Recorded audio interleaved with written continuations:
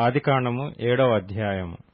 యెహోవా, ఈ తరము వారిలో నీవే నా ఎదుట నీతిమంతుడివై యుండుట చూచితిని గనుక నీవును నీ ఇంటివారును ఓడలో ప్రవేశించుడి. పవిత్ర జంతువులలో ప్రతి జాతి పోతులు 7 పెంటులు 7, పవిత్రములు కాని జంతువులలో ప్రతి జాతి పోతును పెంటియు 2, ఆకాశ పక్షులలో ప్రతి జాతి మగవి 7, ఆడువి 7. నీవు భూమి అంతటి మీద సంతతిని జీవముతో కాపాడునట్లు నీ యొద్ద ఉంచుకొనుము. ఎందుకనగా ఇంకను 7 దినములకు నేను 40 పగళ్లను 40 రాత్రులను భూమి మీద వర్షము కురిపించి నేను చేసిన సమస్త జీవరాశులను భూమి మీద ఉండకుండా తుడిచివేయుదునని నోవహుతో చెప్పెను. తనకు యెహోవా ఆజ్ఞాపించిన ప్రకారము నోవహు యావత్తూ చేసెను. ఆ జలప్రవాహము భూమి మీదకు వచ్చినప్పుడు నోవహు 600 ఏండ్లవాడు.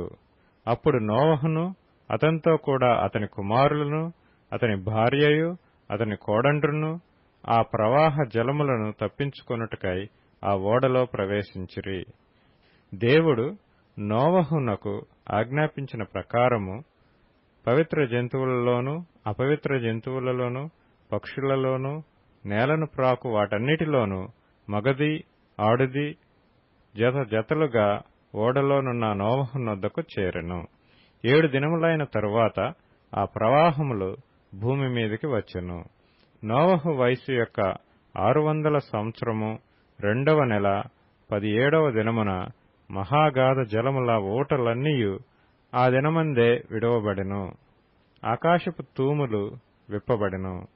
40 పగళ్లను 40 రాత్రులను ప్రచండ వర్షము భూమి మీద కురిసెను. ఆ దినమందే నోవహును నోవహు కుమారులగు షేమును హామును యాపెతును నోవహు భార్యయు వారితో కూడా అతని 3 కోడండ్రును ఆ ఓడలో ప్రవేశించిరి.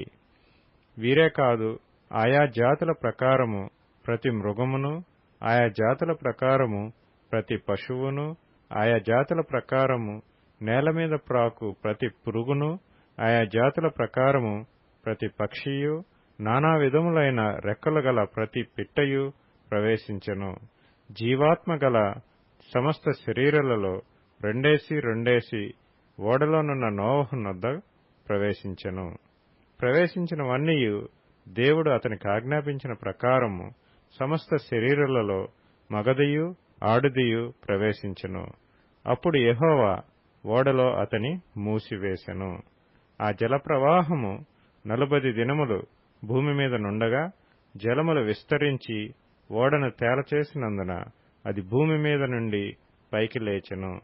జలములు భూమి మీద ప్రచండముగా ప్రబలి మిక్కిలి విస్తరించినప్పుడు ఓడ నీళ్ల మీద నడిచెను. ఆ ప్రచండ జలములు భూమి మీద అత్యధికముగా ప్రబలినందున ఆకాశమంతటి క్రిందనున్న గొప్ప పర్వతములన్నీయు మునిగిపోయెను.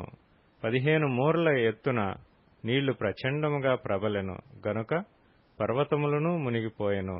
అప్పుడు పక్షులేమి, పశువులేమి, మృగములేమి, భూమి మీద ప్రాకు పురుగులేమి, భూమి మీద సంచరించు సమస్త శరీరులేమి, సమస్త నరులేమి చచ్చిపోయిరి.